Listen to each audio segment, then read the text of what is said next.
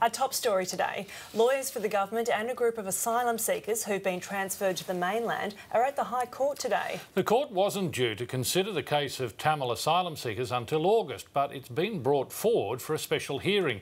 The Immigration Minister has described the group as economic migrants and not refugees. The 157 men, women and children arrived at the Curtin Detention Centre in Western Australia overnight after spending weeks on board a customs ship. Scott Morrison says they'll be assessed by Indian consular staff and he expects most will be returned to India. These people have come from the safe country of India. They haven't come from Sri Lanka. They haven't come from any of those other countries, Afghanistan or anything like that. They have come from India.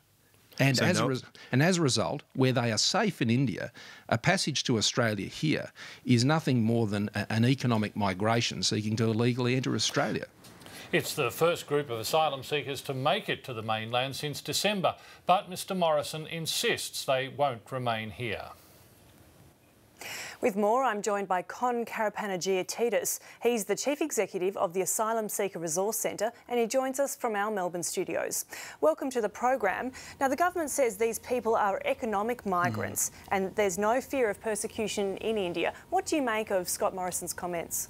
Scott Morrison's an amazing magician, isn't he? He has the power to read the minds of these 157 and determine without a legal process. Like, it's offensive and appalling for a minister to make that conclusion. Is that just like the 128 on Nauru that have had their cases finalised, 77% of which have already been found to be refugees? Weren't they economic migrants as well?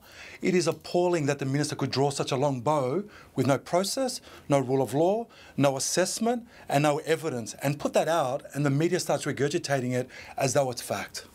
Right, well, so what would you like to see then occur if you do have an issue with that statement from the Immigration Minister?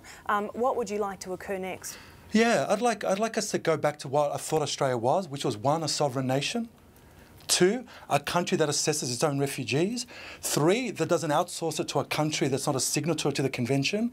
4, that doesn't try to engage in rule formation through the back door. 5, that doesn't breach the right to privacy and an in-camera process when assessing refugee claims.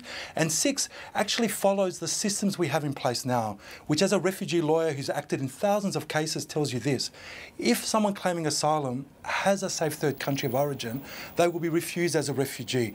We already have a system to do that.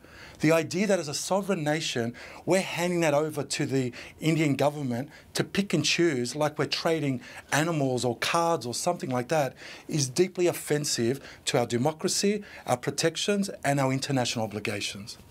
So do you have a problem here with the process that the government is suggesting now takes place? Or with those specific issues that it was discussed that there is no fear of persecution for these people in India? Look, remember this. Unless those people are Indian citizens, and those who are would under our legal system as well not be found to be refugees, as long as those people aren't making refugee claims against India. The minister doesn't even know that and he's potentially giving access to a government who might in fact be persecuting those people. Let's remember, India doesn't have a clean human rights record either. In 2012 there were 1,600 complaints regarding deaths caused and persecution of gender, ethnic and religious minorities. Look at what's happening, for example, to women in India right now. They don't have clean hands to begin with. Secondly, I have a deep problem with giving another country access to people seeking protection here.